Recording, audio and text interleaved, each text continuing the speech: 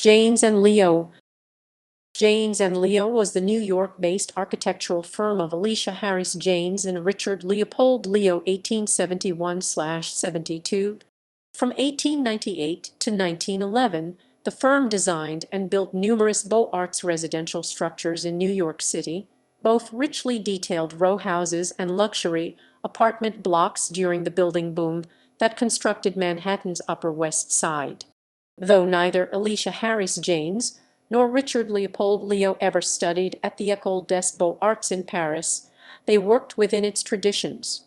Their most prominent structure is the ebullient Dorilton 1902 at Broadway and 71st Street, bolder and more sculptural than any professor at the École des Beaux-Arts would have encouraged.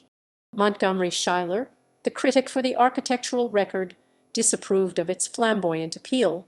It was a most questionable and question-provoking edifice in the guise of an apartment house. It not merely solicits but demands attention. It yells, "Come and look at me," so loud that the preoccupied or even the color-blind cannot choose but hear. The prominent corner site had been purchased by Hamilton M. Weed before the BMT Broadway line had been finalized. It was the first grand apartment block. When it opened, it had the expected separate servant and freight elevators and separate tenant storerooms, as well as filtered water and even provision for charging electric automobiles. The Dorilton is entered through a narrow recessed court on 71st Street behind a baroque wrought iron screening fence with massive stone piers topped with weighty globes. Far above, a masonry arch spans the recess at the 9th floor level. Above, a two-story basement with channeled rustication, colossal limestone sculptures representing the seasons survey Broadway. Richard Leopold Leo was a graduate of the School of Architecture, Columbia University, 1895. He built himself a house at Belle Harbor, Long Island, New York. He was a member of the Architectural League of New York. Like many contemporary firms, Janes and Leo often depended for repetitive sculptural details on mold-cast matte glazed architectural terracotta imitating limestone. The firm's designers sculpted the models from which the casts were taken. Selected commissions: Emmanuel Sisterhood, 320 East 82nd, St. 1900. 300 Tuminous, 320 West 105th Street, 1898–1902.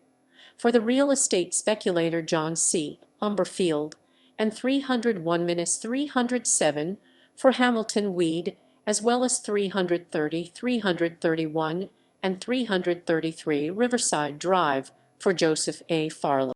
The Alamo 1899–1900 925 West End Avenue at 105th Street for Hamilton M. Weed.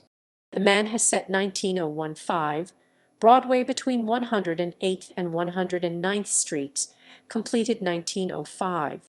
Janes and Leo recast a design 6 years after construction started, after the initial developer defaulted, adding the three-story almost vertical mansard roof. Dark brick contrasted with limestone-colored architectural terracotta, a three-story almost vertical mansard roof. The lobbies and interiors were remodeled in the 1930s when the original apartments were subdivided. 3 and 5 East 82nd Street, 1901. A pair of townhouses built on speculation by James A. Farley. 3 East 82nd Street was sold to Solomon Loeb, a founder of Kuhn, Loeb, who conveyed it to his daughter and son-in-law Nina and Paul Warburg. The Dorilton, also for Hamilton M. Weed, 171 West 71st Street at Broadway. Full-blown Beaux-Arts French Baroque with monumental sculptures. The Wellsmore, Broadway and 77th Street for Realtors Bing and Bing 1910.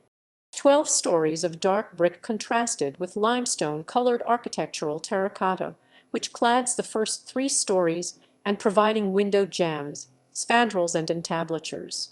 There were only 4 apartments to a floor, each of 7 to 9 rooms, with rents from $1,500 to $3,750 per annum.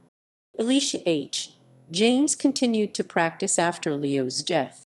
In 1913, he provided plans for remodeling in the 22nd Regiment Armory, 67th to 68th Streets, between Columbus Avenue and Broadway, demolished. He formed a partnership with the German-American architect August William Cords, whose previous partner, Theodore William Emile de Lemos, had died in 1909.